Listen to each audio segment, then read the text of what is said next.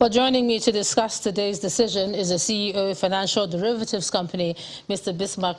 Thanks a lot, Mr. Rwani, for joining us on the News at 10. Thank you for having me. And this is the first time in about 17 months we won't say the word status quo. Yeah. Yeah, so why this now? Like they say, it's better late than never. Yeah. The reality is that we've seen the last increase was about 5.5 years ago. We saw a reduction during the COVID in 2020. And we saw an increase in the CRR also to mop up liquidity. But what has happened is that interest rates have been kept artificially low. The implication of that is that it reduces savings. And when savings is reduced, you also reduce investment. And it has a knock-on effect on growth. So now the situation is that they've taken this bold step.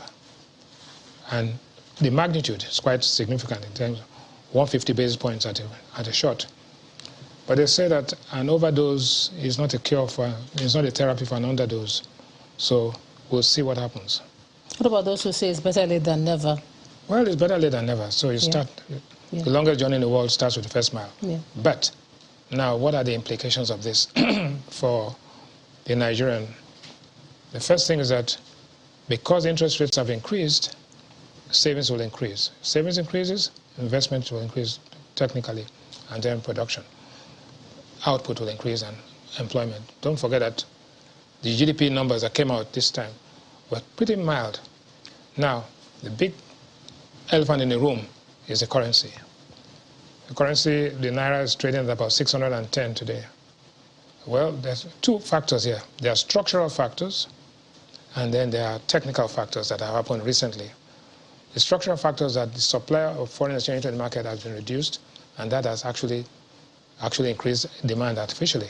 But recently, because of the presidential primaries and the electoral process, there's been what we call a delegate procurement process that is taking place. And that has actually increased the demand for dollars and has made the Naira weaken. What do you mean? Delegate procurement process. It's political season. I mean, it's a dog whistle for the fact that people have to be induced to vote in a particular direction. But it happens all seasons, every electoral process. After that, the delegates would actually then begin to unwind their positions, and then the Naira should appreciate. So technically speaking, the Naira should appreciate. Normally, when you increase interest rates in a country, the currency strengthens. So we'll see some strengthening. And what is the impact on the ordinary man? Right now, the price of flour is up 25,000 naira a bag. The price of rice is at 32,000 naira. A tray of eggs has gone all the way to 2,300 naira a crate. And diesel is the big factor there. Diesel is at 650 naira a liter. Aviation fuel, 700 naira a liter. So what we've seen is that demand for aviation services have increased. Rail, that was the alternative, declined because of what happened in Kaduna. And road transportation actually declined by 24%, which means that 1 in 4 trips from here to Benin or here to Maiduguri and all of that have been cancelled. And so in terms of the forecast, looking at the forecast before the next MPC? Well, first and foremost, the party inflation numbers are going to come out again. In May, we expect it to be higher than 18%. Right, basically because this is planting season. Secondly, the Naira begins to appreciate, I think.